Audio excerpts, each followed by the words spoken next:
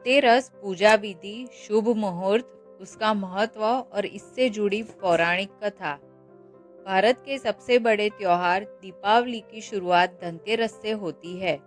जैसा कि नाम से ही पता चलता है कि यह त्योहार धन संपदा और सुख संपत्ति और सौभाग्य प्राप्ति के लिए किया जाता है।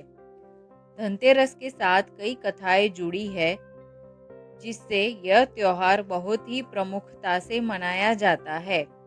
खासकर इस दिन नए वस्त्रों, आभूषणों, बर्तन खरीदने को शुभ माना जाता है। इस दिन माता लक्ष्मी के साथ ही भगवान धन्वंतरी, मृत्यु के देवता यमराज और धन के देवता कुबेर की विशेष पूजा अर्चना की जाती है। धनतेरस पूजा क्यों की जाती है? धनतेरस का अर्थ है धन की त्रयोदशी। धनतेरस का त्योहार कार्तिक महीने के शुक्ल पक्ष की त्रयोदशी को मनाया जाता है, जब देवताओं और दानवों द्वारा समुद्र मंथन किया गया था। तो समुद्र मंथन से धन्वंतरी जी अमृत कलश लेकर प्रकट हुए थे। यही वजह है कि इस दिन को धन्वंतरी त्रयोदशी के नाम से भी जाना जाता है। यह दिन बहुत ही शुभ होता है और इस दिन आप यदि विधि विधान से पूजा करते हैं तो आपके सौभाग्य में 13 गुना वृद्धि होती है। इस दिन खास तौर पर ज्वेलरी और बर्तन खरीदे जाते हैं। इस दिन की खरीदारी बहुत ही शुभ और लाभ प्रदान करने वाली होती है। धनतेरस पूजा का शुभ मुहूर्त। धनतेरस का त्योहार दीपावली से 2 दिन पहले कार्तिक महीने के कृष्ण पक्ष की त्रयोदशी को मनाया जाता है। यह तिथि इस वर्ष 10 नवंबर 2023 को आ रही है, इसलिए इस वर्ष धनतेरस का त्योहार पूरे देश भर में 10 नवंबर 2023 को मनाया जाएगा।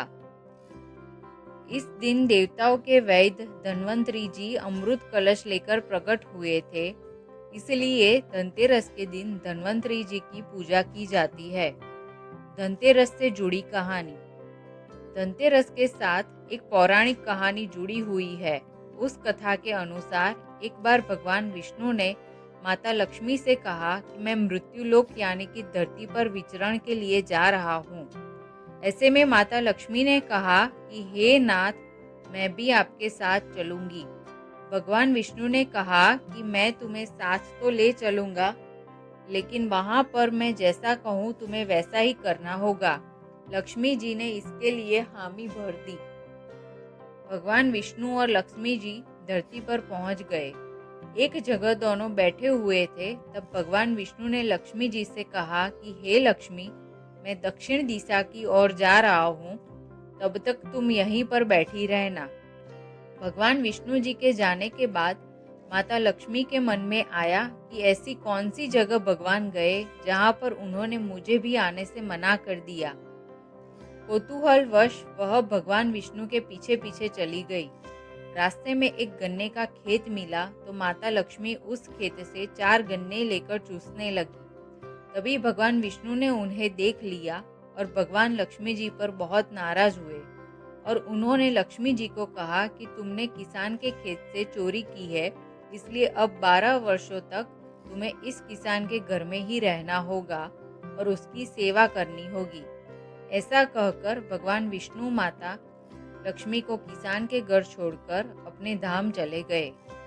वह किसान अत्यंत निर्धन था, लेकिन माता लक्ष्मी के आने से उसके दिन बदल गए और वह सभी तरह से धन धान्य से परिपूर्ण हो गया। जल्दी ही 12 वर्ष पूरे हो गए और लक्ष्मी जी के जाने को तैयार हुई तो किसान ने उनसे विनय किया कि आप मत जाइए। तो माता लक्ष्मी ने कहा, कल धनतेरस है और यदि तुम अपने घर को साफ स्वच्छ करके लीप कर एक कलश में चांदी का सिक्का रखकर मेरा पूजन करोगे तो मेरा तुम पर आशीर्वाद रहेगा और तुम्हारे धन धान्य और ऐश्वर्य में वृद्धि होगी। माता लक्ष्मी के बताए अनुसार ही किसान ने माता की मिट्टी की मूर्ति बनाकर उनकी पूजा की और माता ने उन्हें सदैव सुखी रहने का आशीर्वाद दिया और बोली, जो भी व्यक्ति धनतेरस के दिन इसी प्रकार पूजा करेगा तो वह सदैव धन धान्य से परिपूर्ण होकर अपना जीवन सुखपूर्वक बिताएगा। धनतेरस पूजा में क्या करना चाहिए?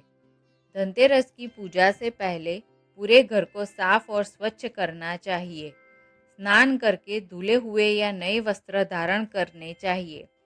धन्वंतरी जी, गणेश जी, माता लक्ष्मी और कुबेर जी की विधि पूर्वक पूजा करनी चाहिए। धनतेरस पर नई झाड़ू खरीदना बेहद शुभ माना जाता है। धनतेरस पर 13 दीपक जलाने को बहुत ही शुभ माना जाता है। इस दिन सोने और चांदी से बनी वस्तुएं खरीदनी चाहिए। धनतेरस पर बर्तन खरीदने को बहुत ही शुभ माना जाता है। धनतेरस पर साबुत धनिया खरीदना शुभ माना जाता है। इस दिन वस्त्रदान, अन्नदान करना बहुत ही शुभ होता है। कौड़ियों को हल्दी में भिगोकर उसे अपनी तिजोरी या पैसे रखने के स्थान पर रख सकते हैं। धनतेरस पूजा का महत्व और लाभ। धनतेरस पर भगवान धन्वंतरी जी अमृत कलश के साथ प्रकट हुए थे। भगवान धन्वंतरी देवताओं के वैद्य है और इस दिन जो व्यक्ति इनकी पूजा करता है वह स्वस्थ रहता है और उसके रोग और दोषों का नाश होता है। इस दिन यम के लिए दीपदान करने से अकाल मृत्यु का भय दूर होता है और दीर्घायु होते हैं। माता लक्ष्मी की पूजा से धन धान्य में वृद्धि होती है और घर में खुशहाली आती है। भगवान गणेश की पूजा से सभी विघ्न दूर होते हैं और जो भी कार्य आप कर सकते हैं उसमें आपको सफलता मिलती है। कुबेर जी आपके व्यापार और धन में वृद्धि करते हैं। धनतेरस पूजा में क्या नहीं करना चाहिए? धनतेरस पर कैंची, चाकू जैसे धारदार वस्तुओं की खरीदारी नहीं करनी चाहिए। इस दिन प्लास्टिक के सामान भी नहीं खरीदने चाहिए, यह शुभ नहीं होता है। धनतेरस के दिन बिलों के भुगतान नहीं करना चाहिए, किसी को पैसे नहीं देने चाहिए। घर को गंदा नहीं रखना चाहिए। मदिरा और नॉनवेज का सेवन बिल्कुल भी नहीं करना चाहिए। ऐसी और बातें जानने के लिए मेरे चैनल वैदिक वॉयज को सब्सक्राइब करें। धन्यवाद।